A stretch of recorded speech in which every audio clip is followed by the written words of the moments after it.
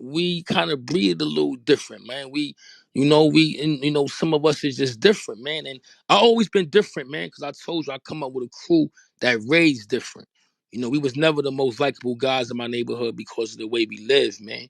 We live really bad. We really fucked it. We lived a certain way where the residents didn't take a liking to us. But, you can't knock them because who wants to live like they in a third world country? No one wants to live like that. But the streets ain't safe, man. It ain't fair, especially in the crack era. And the crack era wasn't safe, man. So that's I'm a product of my environment. You are listening to Dummy Boy Nate. Yeah, shout you out though, man. But it's getting late now. We pressing 11:30 though. I'm tired. Hey, yo, Snow, I What's appreciate up? you, big Yeah, bro. no I doubt, bro. You already appreciate know you I'ma for tune in coming with y'all. through, my I'ma nigga. fuck with y'all. I see my peoples in here. I'm with it though. I appreciate it. I'ma come fuck with y'all niggas though, man. Yeah, but nothing I take, Oh yeah, man. appreciate Go that. over. Yeah, no doubt, man. It's good. I love good dialogue, though. Like I said, man, if you gonna take something from the game, man, take it from it, utilize it, man. You can learn a lot from a dummy, man. Trust me, man. Don't take the same pitfalls, man. When you could be saved, man. Us as African Americans, man, we have a hard head, man. You could tell us a million times that radiator ain't hot, and we gonna still touch that shit. You know what I'm saying? So, Hey y'all man, big niggas shout stay out to safe up, man. Chicago, bro. Hey, yo, Hey Snow, yo, yeah, Originally love hey, from you. hey yo, Chicago. Hey, Love yo, you, big Billy, hey, I bro, hey yo, man. listen, I appreciate you, appreciate man. you, Be my safe, nigga. shout out, man. no doubt, shout out to the rack though, man, because I really follow Chicago heavy, man. Sometimes I shouldn't be doing this, but I fantasize sometimes about, you know, Chicago, man. I mean, yeah, I like Chicago a lot, and they Yeah, do. man, we're a good city, man. Yeah, It yeah. ain't Hey, too yo, much listen. to it down here.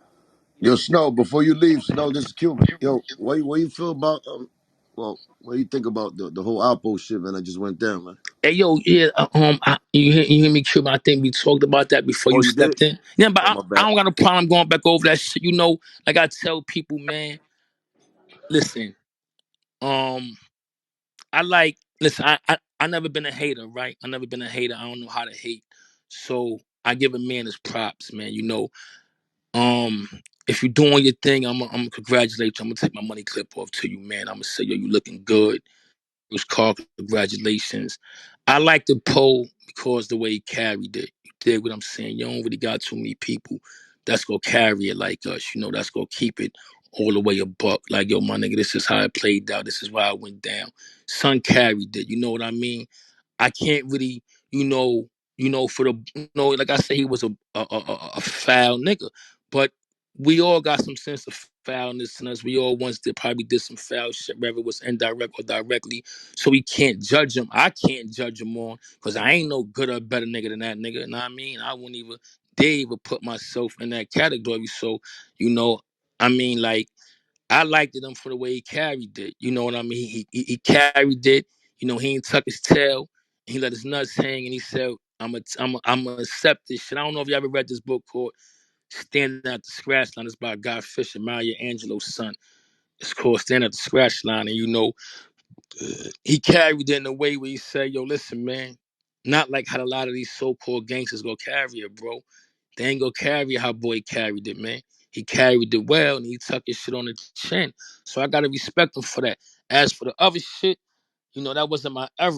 I wasn't, I didn't really know too much. I know he did blah, blah, blah. I guess he felt, like I said, you can't say what you won't do to you in the man's shoes. The man was facing the death penalty. I'm not saying what he did was great or good or bad, but like he said, he had to do Poe, man, because everybody can say, I won't do this, I won't do that. But when you face with that needle, that shit changes, my nigga. It changes everything, bro. That shit, and even when you face with the L, that shit changes everything. Nah, that definitely do. You But know, you know, but you but know, you know. niggas expect them to carry it though. It's like he put that needle in front of my niggas. You know what I'm saying? Right, So right. No, no, no. But you see, what he put in front of Maddox was the bullet. See, that's a two well, different yeah, kind of. yeah, but that's the same as a needle. That's Yeah, death. yeah. Same thing as a needle, but the only thing the needle was slower. You on death row. You don't know when you gonna die. You know that motherfucker can't. That's why Pistol Pete said, "Listen, I don't want the death penalty, but I take the 23-hour lockdown. I do that." than rather than going to death row. Because now that's a different kind of mental pressure than already knowing. It's different than knowing your fate and not knowing your fate. That's why I Yeah, always yeah, use it the is. It definitely. I always use the musical chairs as an example. Like, yo, my nigga, we gonna all lose our chairs. It just went. You gonna come looking for your seat one day, he ain't gonna be there. Yeah, yeah. So and so when they making a mockery out of his death, I'm sitting back saying, same ones that's laughing and glorifying his death, my nigga, your chair ain't gonna be there forever. You gonna go where he going. I grew up in the front of the home business. You know what I'm saying? We got a front of home right there on Franklin Decal. My mother right there on the corner, the whole building. We about to That's a sell this shit now. And I mean, Cuban, that's where I hey, grew. I grew up there. I was going to the funeral home since the age of fucking 4 years old, all the way to public school, all the way to junior high school. I went to junior high school 258. I went to PS 56, PS 11.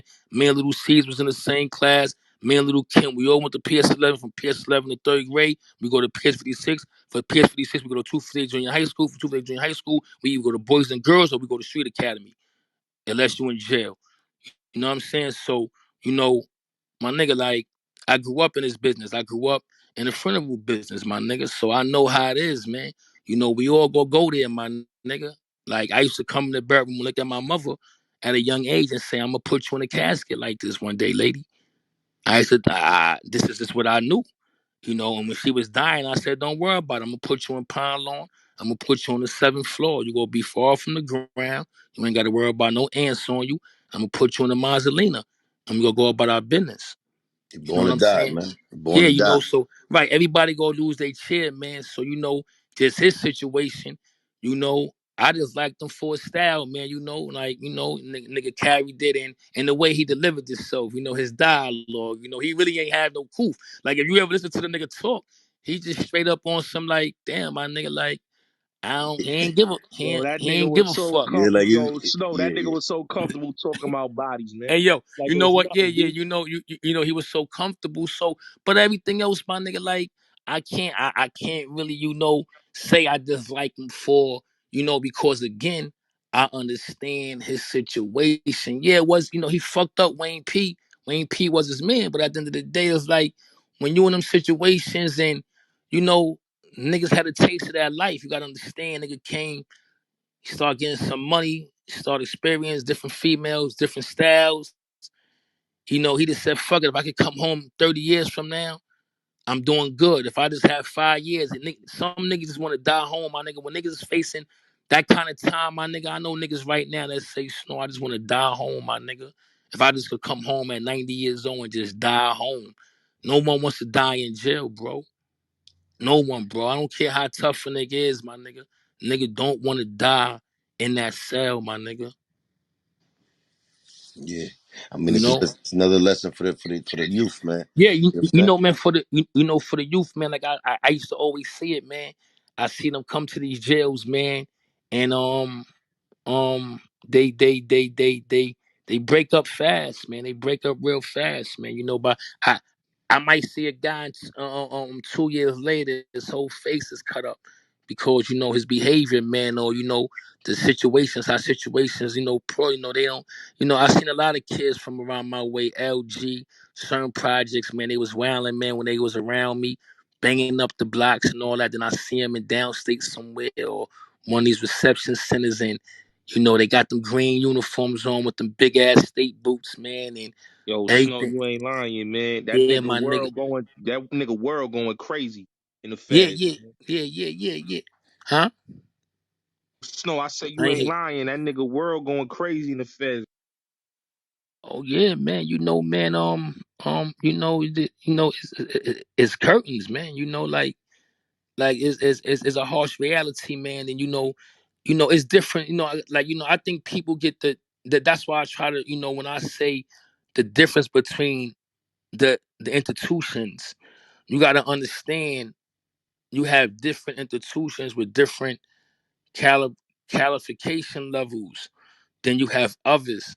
So now the environment you used to go into where you could walk around like nothing is going on versus the environment you go into when anybody could put a knife through your neck because everybody in this institution got more than 4 life sentences, so they don't give a fuck. And they from all over. You got killers and gangsters from every city: Florida, Louisiana, Mississippi, Alabama, Sacramento, wherever you want to name. They get these niggas an asshole for the time. Okay, let's use my friend Crime as an example from Gowanus. Crime Mad Dog, he the big homie. Crime was the most quietest nigga in the world. Never bought no clothes. Crime had $50,000 in the crib we had, my nigga. He would never buy no clothes, my nigga. Never buy nothing. Just a Champion hoodie, a pair of jeans, and just stack money. Who will know now? Crime is one of the most dangerous niggas in the penitentiaries right now. He's not the person he was. He face tattooed all up. He been the big murderous mad dog. That's that thing. Whatever set that's the name. The murderous mad dog plus You MMBs. got it Them right. guys. Yeah. He was but now look.